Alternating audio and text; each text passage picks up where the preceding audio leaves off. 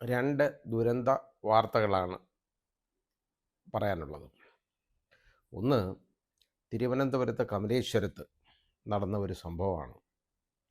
30-കാരിയായ Greeshma S Raj എന്ന് പറയുന്ന പെൺകുട്ടിയും അതിൻ്റെ മാതാവ് 54 വയസ്സുകാരിയായ ശ്രീമതി സജിതയും ആത്മഹത്യ ചെയ്തു എന്നുള്ളതാണ്. ഇതിൻ്റെ പുറകിലുള്ള കാര്യങ്ങൾ ചിന്തിക്കണം. ഈ ഗ്രീമ എന്ന് പറയുന്ന ആ പെൺകുട്ടി അതീവ സുന്ദരിയാണ്, അതിനെ കണ്ടറിയാം. വളരെ സൗന്ദര്യമുള്ള, നല്ല ഐശ്വര്യമുള്ള മുഖമുള്ള ഒരു പെൺകുട്ടിയായിരുന്നു. അപ്പോൾ അത് മൺമറഞ്ഞു പോയി. അപ്പോൾ അവർ വളരെ സാമ്പത്തിക ശേഷിയുള്ള കുടുംബമാണ്. ഈ പെൺകുട്ടി ബിടെക്കും കഴിഞ്ഞ് എംടെക്കും പാസ്സായതാണ്. അപ്പോൾ ഇതിനെ ഒരു വിവാഹം ആലോചിച്ചു. ഏതാണ്ട് 6 വർഷം മുമ്പ് വിവാഹം ആലോചിച്ചു. ഒരുത്തന്നെ കെട്ടിച്ചു കൊടുക്കുന്നു. ഉണ്ണികൃഷ്ണൻ എന്ന് പറയുന്ന IITയിൽ നിന്ന് ഒന്നാം റാങ്കോടുകൂടി ബിരുദം കരസ്ഥമാക്കി ഇറങ്ങിയവനാണ്. എന്നിട്ട് അയർലൻഡിൽ പോയി 6 വർഷമായിട്ട് അവിടെ PhD ചെയ്തുകൊണ്ടിരിക്കുക. 6 വർഷമായിട്ടും PhD കിട്ടുന്നില്ല, ഡോക്ടറേറ്റ് കിട്ടുന്നില്ല. അപ്പോൾ ഇവനെ വിവാഹം കഴിച്ചു കൊടുക്കുന്നു. ഈ പെൺകുട്ടിയെ 200 പവൻ സ്വർണ്ണമാണ്. ഒന്ന് ആലോചിച്ച് നോക്കിക്കോളൂ, അതിൻ്റെ ഇന്നത്തെ വാല്യൂ നമ്മളൊന്ന് ചിന്തിച്ചാൽ മതി. 200 പവൻ സ്വർണം അതുപോലുള്ള കാര്യങ്ങളും ഒക്കെ കൊടുത്താണ് കെട്ടിച്ചു വിട്ടത്. അപ്പോൾ എൻ്റെ ഒരു സുഹൃത്ത് പറഞ്ഞത്, ഇവനൊരിക്കലും ഈ പെൺകുട്ടിയെ യഥാർത്ഥത്തിൽ കല്യാണം കഴിക്കാനുള്ള യോഗ്യതയുള്ളവനല്ല. കാരണം കാഴ്ചയിലാണെങ്കിൽ ഒരു കാരണവശാലും ചേരത്തില്ല. അയാൾ പറഞ്ഞ വാചകം എന്ന് പറയുന്നത്, അത് ഞാൻ ബോഡി ഷേമിങ് ആയതുകൊണ്ട് ഞാൻ പറയുന്നില്ല, എന്നാലും അതൊരു തമാശയായിട്ട് തോന്നുന്നതുകൊണ്ട് ഞാൻ പറയാം. അതായത് ഈ വവ്വാലൊക്കെ ഈ പറങ്കിമാവ് ചപ്പും പറങ്കിമാങ്ങ, അത് കഴിഞ്ഞത് ഒരു ചുക്കി ചുളിഞ്ഞിങ്ങനെ ഇരിക്കും. അങ്ങനെ ഇരിക്കുന്ന ഒരുത്തനാണെന്ന് പറഞ്ഞു. അതിനി എന്തോ എനിക്കറിയില്ല, ഞാൻ കണ്ടിട്ടില്ല. പടത്തിൽ കണ്ടു കഴിഞ്ഞാൽ നമുക്കറിയാം ഇവർ തമ്മിൽ യാതൊരു കാഴ്ചയിൽ ഒരു ചേർച്ചയും ഉള്ള ആളുകളല്ല, അങ്ങനെയുള്ളവരാണ്. പക്ഷേ എന്നാൽ ഈ പെൺകുട്ടിക്ക് ഇവനെ വലിയ ഇഷ്ടമാണ്. എന്താ കാര്യമെന്ന് ചോദിച്ചാൽ നമുക്കറിഞ്ഞൂടാ. വളരെ വലിയ ആരാധനയാണ്.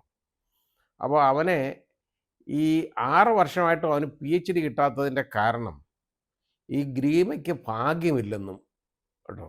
അതുപോലെ തന്നെ അത് മോഡാണല്ലെന്ന്. എന്തോ മോഡാണെന്ന് പറഞ്ഞാൽ എന്തോന്ന് അറിയാൻ വയ്യ. എനിക്ക് മനസ്സിലായില്ല എന്തോ മോഡേണായിട്ട്. അതിനെ കാഴ്ചയിൽ മോഡേണായിട്ടാണ് നമുക്ക് തോന്നുന്നത്. ഇനി നമുക്ക് വിവരം ഇല്ലാത്തതുകൊണ്ടായിരിക്കാം. ഇവൻ IIT എന്നൊക്കെ പഠിച്ചത് കാരണം ഇവന് വലിയ വിവരം കാണും. അതുകൊണ്ടത് മോഡേൺ അല്ല എന്നാണ് പറയുന്നത്. എന്തുകൊണ്ടാണ് മോഡേൺ അല്ല എന്ന് ചോദിച്ചു കഴിഞ്ഞാൽ അത് നമുക്ക് പറയാനറിയാൻ വയ്യാത്ത കാര്യമാണ്. അപ്പോൾ ഏതായാലും ശരി, ഇങ്ങനെ ഈ പെൺകുട്ടിയെ ഇതുപോലെ കല്യാണം കഴിക്കുന്നു. 6 വർഷമായിട്ട് ആകെ 54 ദിവസമേ ഉള്ളൂ ഈ 6 വർഷത്തിൽ ഇവർ ഒരുമിച്ച് കഴിഞ്ഞിട്ടുള്ളത്. ഈ പെൺകുട്ടിയുടെ വീട്ടിൽ അവന് ആകെ ഒരു തവണയേ വന്നിട്ടുള്ളൂ. ഈ കല്യാണം കഴിഞ്ഞതിന് ശേഷം ആകെ ഈ 6 വർഷത്തിനിടയിൽ ഒറ്റ തവണ. അപ്പോൾ ഇവർ മാനസികമായിട്ട് ഇവർ അടുപ്പത്തിലല്ലായിരുന്നു എന്നുള്ളത് നമുക്കൊക്കെ ഊഹിക്കാവുന്നതാണ്.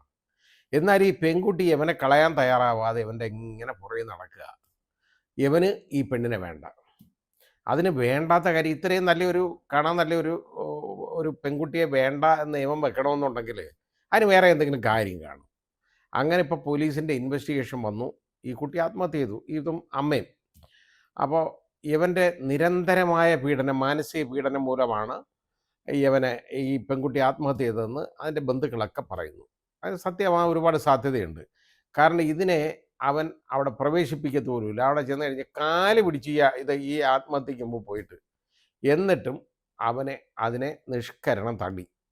അപ്പോൾ കാരണം ഇവൻ്റെ കൂടെ ഒരുമിച്ച് താമസിക്കണം എന്നുള്ളത് ഈ കുട്ടിയുടെ ആഗ്രഹമായിരുന്നു. ഓരോരുത്തർക്കും ഓരോ രീതിയല്ലേ. ഈ സൗന്ദര്യം എന്നൊക്കെ പറയുന്നത് നമ്മൾ ചിലപ്പോൾ പലരും കാണുന്നവർ നമുക്കറിയത്തില്ല. സൗന്ദര്യ ബോധം എന്ന് പറയുന്നത് അതിൻ്റെ മനസ്സിൽ ഇവൻ വളരെ സുന്ദരനായിരിക്കും എന്നുള്ളതായിരിക്കാം, എനിക്കറിയില്ല. ഏതായാലും അവനെ കണ്ടാതെ പറയത്തില്ല നമുക്ക്. അത്രയും ഒരു വൃത്തികെട്ടവൻ. അല്ലെങ്കിൽ ഇങ്ങനെ ഒരു പെൺകുട്ടി ഇതുപോലെ തള്ളിക്കളയുമോ? എന്നിട്ട് ഇതിന് വിദ്യാഭ്യാസമില്ലെന്ന്. MTech കുട്ടിയാണ്, അവനേക്കാളും ക്വാളിഫൈഡാണ് ഈ പെൺകുട്ടി. പക്ഷേ അതിന് വിദ്യാഭ്യാസമില്ലെന്നാണ് അവൻ പറയുന്നത്. ഇത് മോഡേൺ അല്ലെന്ന്. മോഡേൺ അല്ലെന്ന് പറഞ്ഞാൽ ഇനി എങ്ങനെ നടക്കണമെന്ന് നമുക്കറിയത്തില്ല. അവൻ ഉദ്ദേശിക്കുന്ന മോഡേൺ എങ്ങനെയാണെന്ന്. അവൻ വളരെ മോഡേണാണ്. കാര്യം എന്തെന്നറിയാം, പോലീസ് അവൻ്റെ ഈ മൊബൈൽ ഫോണൊക്കെ പരിശോധിച്ച് കഴിഞ്ഞപ്പോൾ ഇവന് ഒരുമാതിരി പുരുഷ ഗ്രൂപ്പുകൾ എന്ന് പറഞ്ഞാൽ അങ്ങനെയുള്ള കുറേ ഗ്രൂപ്പുകളുണ്ട് പോലും. അതും എൻ്റെ ഒരു പുതിയ അറിവാണ് എന്തായാലും കിട്ടിയത്. അവന് ഈ പുരുഷന്മാരെയാണ് വളരെ ഇഷ്ടം. അങ്ങനെ ഉണ്ടെങ്കിൽ ഏതെങ്കിലും ഒരുത്തനെയും കൊണ്ട് അവൻ താമസിച്ചാൽ മതിയായിരുന്നല്ലോ. ഈ പെണ്ണിനെ എന്തിനു വന്ന് കെട്ടി ഇവൻ, ഈ വൃത്തികെട്ടവൻ? അതിൻ്റെ ജീവൻ തുലയ്ക്കാനോ? അവന് ഏതെങ്കിലും അവന് പുരുഷന്മാരോടാ ഇഷ്ടം എന്നുണ്ടെങ്കിൽ അവൻ അങ്ങനെ അങ്ങ് പോയാൽ മതിയായിരുന്നല്ലോ. ഇന്നത്തെ കാലത്ത് അത് അനുവദനീയമാണ്, പ്രശ്നമൊന്നുമില്ല. അവൻ ഏതെങ്കിലും വിധത്തിൽ മുമ്പൊക്കെ ആണെങ്കിൽ നമുക്ക് വളരെ വലിയ ക്രിമിനൽ കുറ്റമാണ്, അതായത് നേച്ചറിന് അഗൻസ്റ്റ് ആയിട്ടുള്ള ഒരു ഒഫൻസായിട്ട്, അൺനാച്ചുറൽ ഒഫൻസായിട്ട് ഇത് മാറും.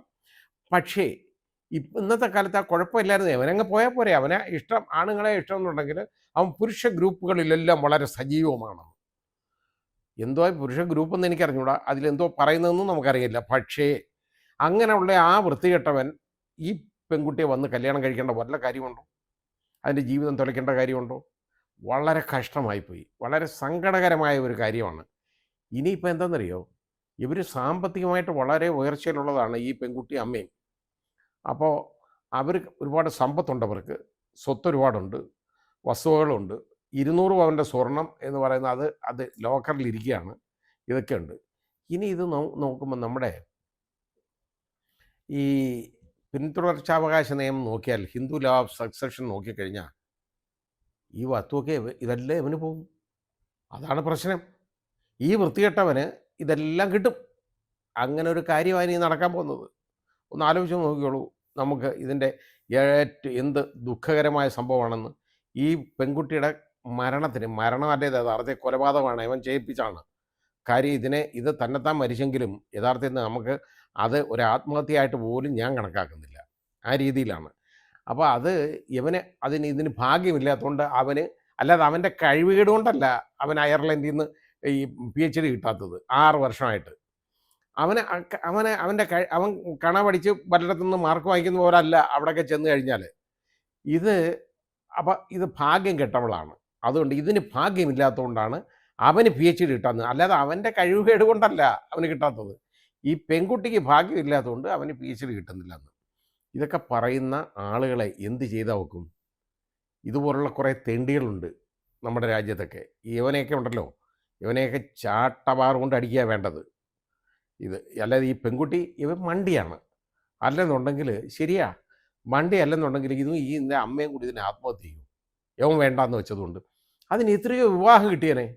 അവൻ്റെ കയ്യിൽ നിന്ന് വിവാഹം നിനക്ക് വേണ്ടെങ്കിൽ നീ പോടാന്ന് പറഞ്ഞിട്ട് അവനെ അടിച്ച് കളഞ്ഞിട്ട് വേറെ എത്രയോ ഏത് വിവാഹം വേണമെങ്കിലും ആ പെൺകുട്ടിക്ക് കിട്ടും. ആ രീതിയിൽ അതുപോലെ കൊള്ളാവുന്ന ഒരു കുട്ടി, നല്ല ഹൈലി ക്വാളിഫൈഡ്, ഇഷ്ടം പോലെ പണം, പിന്നെന്താ വേണ്ടിയിരുന്നത്?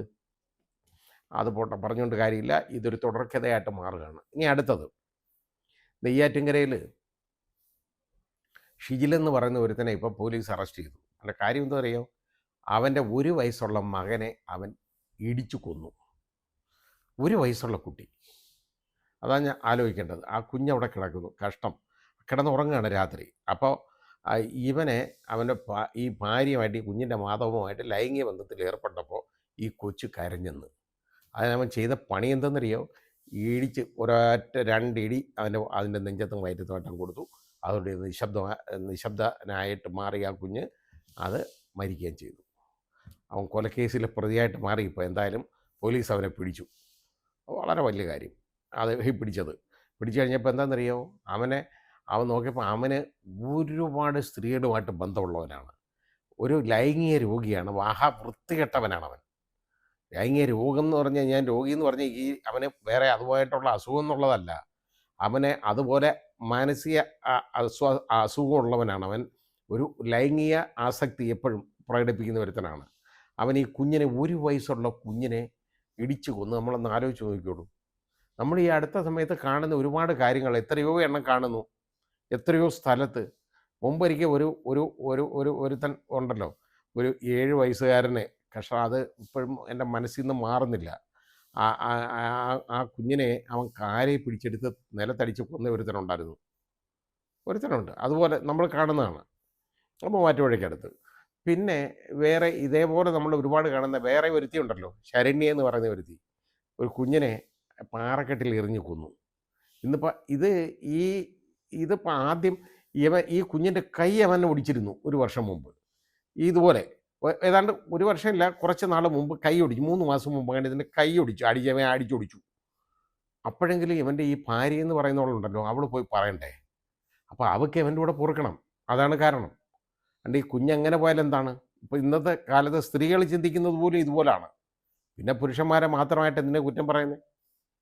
ഇത് ഏതായാലും ആദ്യത്തെ ഞാൻ പറഞ്ഞ കേസിനകത്ത് ഈ ഉണ്ണികൃഷ്ണൻ എന്ന് പറയുന്ന ആ വൃത്തികെട്ടവനെ ഏതായാലും വിദേശത്തേക്ക് കിടക്കാൻ നോക്കിയതാണ്. ലുക്കൗട്ട് നോട്ടീസ് കൊടുത്തിരുന്ന കാരണം ബോംബെയിൽ മുംബൈ എയർപോർട്ടിൽ വെച്ച് അവിടെ ഈ ഇമിഗ്രേഷനിൽ അവനെ തടഞ്ഞു നിർത്തി കേരള പോലീസ് പോയി അറസ്റ്റ് ചെയ്ത് അവനെ തിരുവനന്തപുരത്തേക്ക് കൊണ്ടുവന്നിട്ടുണ്ട്.